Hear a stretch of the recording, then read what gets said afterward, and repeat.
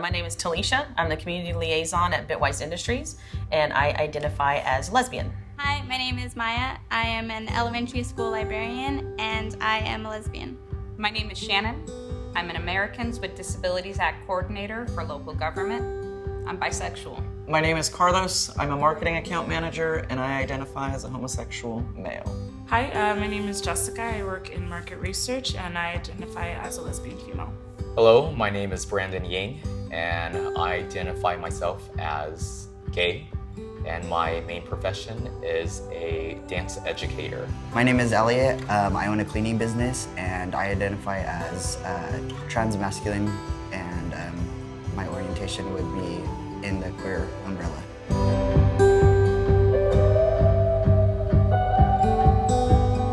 When it comes to my identity, I would just say that I'm not only, what I identify as being a lesbian woman, but just that I'm like everyone else. I am a lesbian, and I do look very butch, and but that's not all of who I am.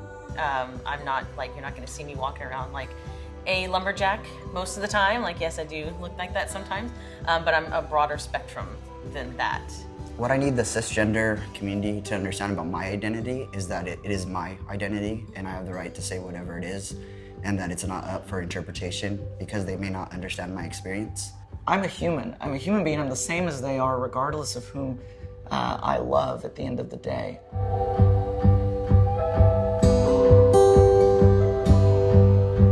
We need allies. We need people who say it's okay to show up. It's okay to be you. And you're welcome here in this space.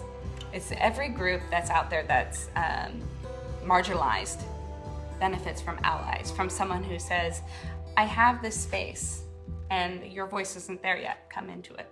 It's that person who sort of bridges the gap between our community and the community at large. We can definitely have a stronger voice to be heard within the community.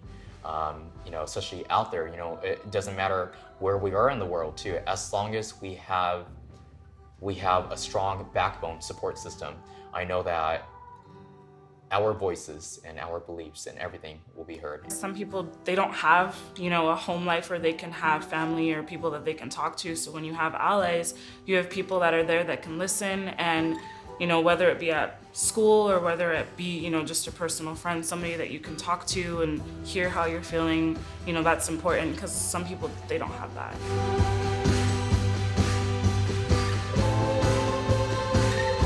In your typical heterosexual world, a man loves a woman, but the woman doesn't like this man back. So this man can go and talk to whomever he wants, and you get it, because that's that stereotypical pattern of love. You have the man and the woman, and they love one another. But when it comes to being homosexual, sometimes you have this man who is in love with this other man, but the other person doesn't quite understand it. And so you can't just go to anybody, because not everybody will understand that. So for me specifically, having an ally or having somebody who you can go to doesn't necessarily mean that they identify the same as you do, but it's somebody who can come to you or you can go to, and they'll say, you're not crazy for thinking the way you do. You're not crazy for thinking that you're wrong or you're different, because yes, at the end of the day, you might identify differently than everybody else, but you're still a person, and I still love you. I still accept you. And having just those words, hearing them, really can be a lifesaver, because for me, there have been times when you think you don't belong, and so you don't really feel that you need to be in this world, but having that ally really helps you believe that you're accepted, that you do mean something. And if we don't have those allies within our own family or within the people that we grew up with or that we feel close to, having allies outside of that just builds our community. And we definitely need allies for legislation to make sure that we're safe and protected and that we have the same rights.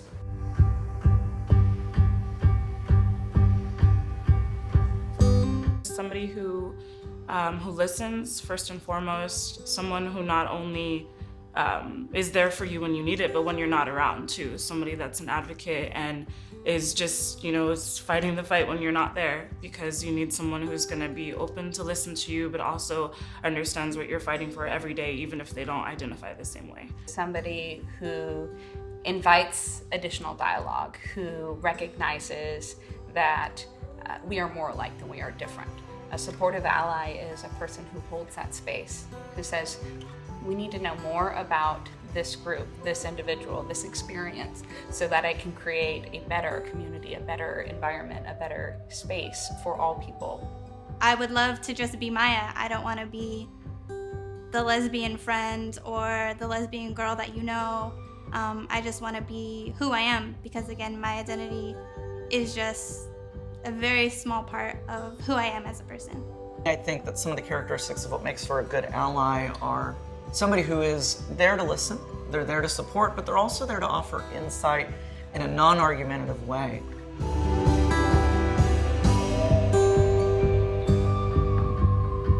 One of the misunderstandings that that I encountered from being a gay man is that straight men in general, they would assume that any gay guy out there is going to hit on them. That's not true. Like going to, for instance, a gym locker room. So you're in the female locker room, and like I am obviously a lesbian, like I'm a walking billboard for that, I feel. But you go into the gym and then you feel like everyone automatically assumes like, oh, you're looking at me. And it's like, no, I'm not. Like, I'm here to keep my head down, take a shower, and like get out of here, because I don't like taking showers around people just as much as you don't. You know, it's one of those things that I'm not always looking to get with someone. I'm not always looking to be with whatever girl that walks by. It's just, that's just my preference. One of the big misunderstandings about being bisexual or being queer or anywhere on the LGBTQIA spectrum is that that is all we are. There is much more to my human experience than my sexuality. And remembering that that's not the only thing that I want to talk about, the only thing that makes up me, that I have a wealth of other identities that fold in on top of my bisexuality, my queerness, and that's just one aspect. I came out my junior year in high school, and I remember identifying internally all through elementary school. I always knew something was different. And I remember it was in 4th grade, and I remember the guy, we were out on the playground, and I tried to throw a football, as simple as that was, and I couldn't, and so of course, you can't do it, and you know, little kids or young children, they say things that they don't quite know what they're saying, but for me, it still sort of hurt. And it started back then. This guy is over there making fun of the way that I ran, making fun of the fact that I was a little bit overweight, and so there were other factors that really, I felt the prejudice immediately. So yeah, we get into our little scuffle and we're shoving each other, and he pushes me down and sort of pins me to the ground and says, well, you might as well just go to the bathroom with all the other girls.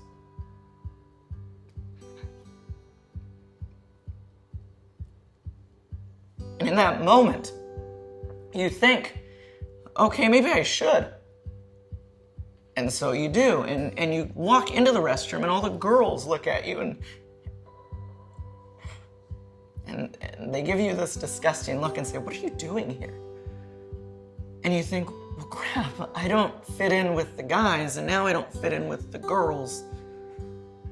Where do I go?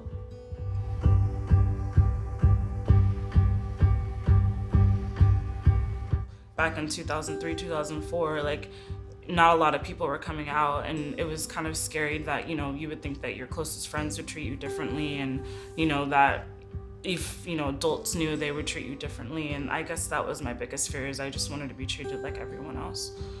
As a person who works in government in a typically conservative type space, I have that fear of, will my work be judged based on my sexuality? When I go into a new work situation, do I tell my employers, do I tell my coworkers? If I do, what's gonna happen? Are they gonna look at me differently?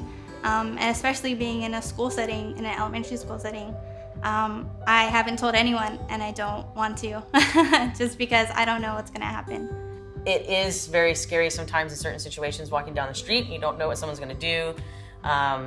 are being out at a club that maybe isn't a gay club, you're in a straight club, and someone getting the wrong idea of what you're doing and getting beat up. I mean, that's probably one of the biggest fears of coming out or looking like I am and presenting as a lesbian. Getting hit in the face, being thrown against the wall, being verbally cussed at for who I am. There's like this hyper awareness, and there's this level of anxiety that exists at all times when I'm in public spaces, because I never know who's going to be the idiot to be aggressive towards me.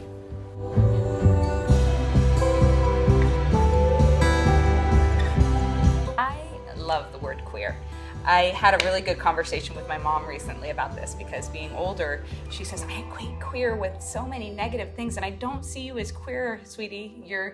I see that as a slur. And I say, well, I like it, because for me, it's an umbrella term, and I don't have to get specific about my sexual identity. And my sexual identity is fluid and can change under that umbrella of queerness. And so I really like it and embrace it, but I also want to be respectful towards older generations who still see it as fully negative, as something that slanders another person. It's positive for me, but I try to have some level of respect for others and approach it with consideration that if someone doesn't like it, I have no problem removing that word, because that is their experience, and I don't want to trigger them because I wouldn't want them to do that to me. People who use the word queer use it in a derogatory way, and they attempt to make one feel bad for identifying the way that they do by calling them queer. There's words like queer, there's faggot, there's queen, there's girl, there's woman, and I'm using those are the phrases that I've heard targeted specifically at homosexual males. I think for me specifically, the word queer, however, I see it as a word of empowerment. It was used back in the civil rights days as a chant for same-sex or homosexual and transgender and different identifiable beings. When we would use the phrase, we're here, we're queer. I think it's more of how their tone is, what their main intention is, what their approach is, and how they deliver those words by saying queer or gay.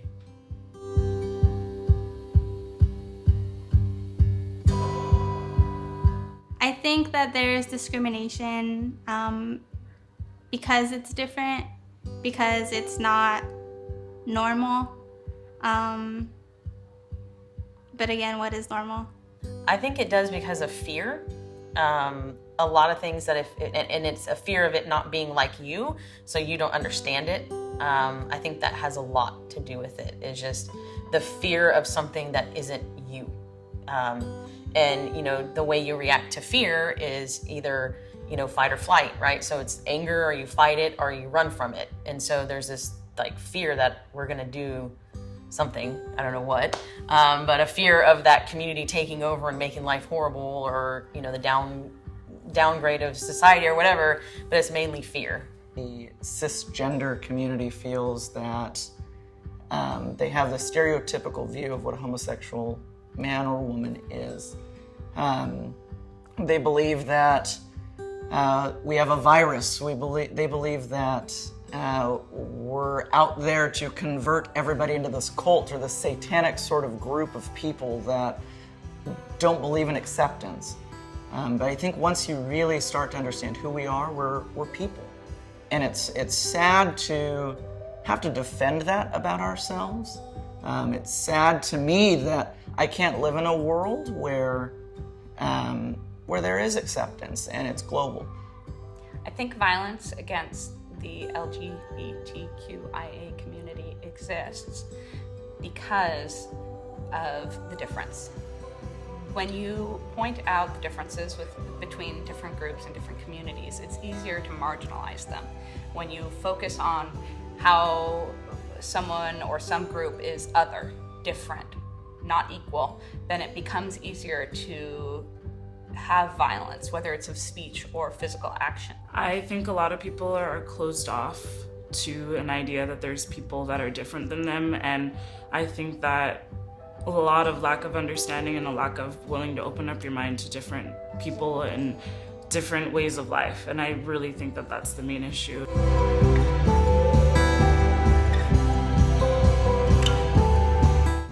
Within the educational setting, one of the biggest improvements can be normalizing and including dialogue about people who are queer, people who are gay, lesbians, bisexual, have more dialogue in a healthy way, in an age-appropriate way. So in an education setting, I have small children, one's 5 and one's 8, and we talk about identity in a way that's age-appropriate.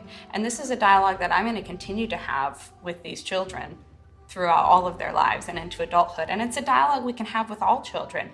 And it doesn't need to be focused on sexuality. It needs to be focused on identity. By including LGBTQIA education into curriculums, into any of the systems, I think that that's a huge step. Because again, many students they may not see these things at home. Their parents may not talk about it. Their community may not talk about it. But if it's brought up in school, then that's the first step. We can lay the foundation. So we decide as an education system to either lay the foundation in a negative way or in a positive way. So that's the role that they have to take. Honestly, we're not going to go anywhere. We're going to be here, standing strong in a line together to help educate other individuals out there, so that way they too can help our voices be heard.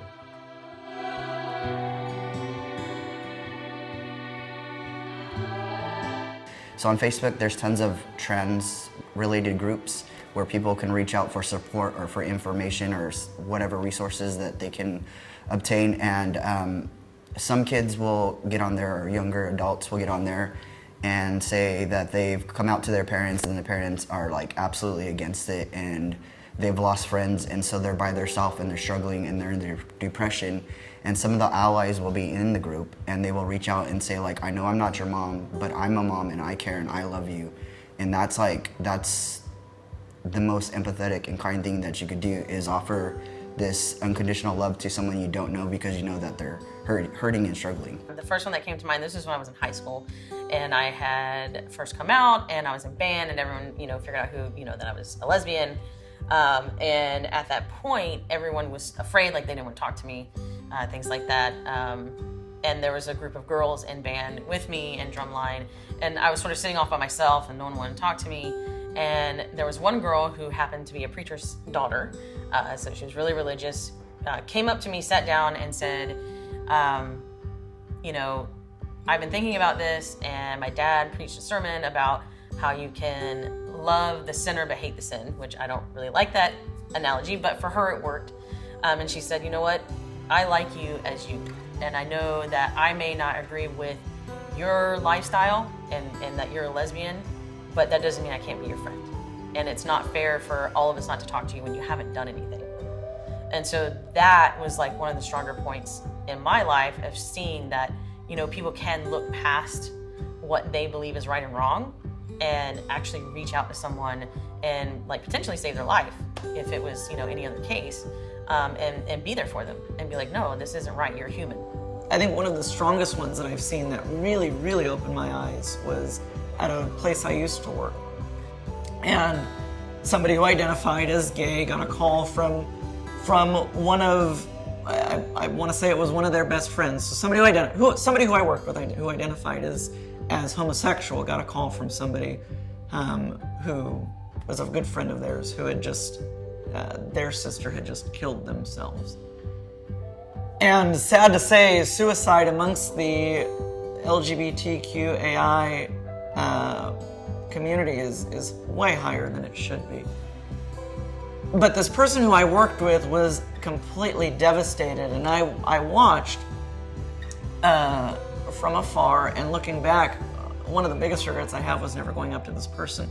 But I watched from afar as somebody in our office who was an ultra-conservative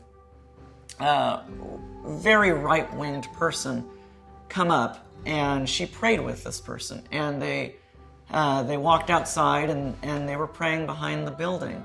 And I think to myself, okay, why? And so I ask afterwards, and I come to find out, she tells me, yes, I'm a Christian, but I don't judge anybody for what they do at the end of the day. So when my father passed away, I hadn't come out yet. I was planning on it, and then he passed away, and I didn't get a chance to.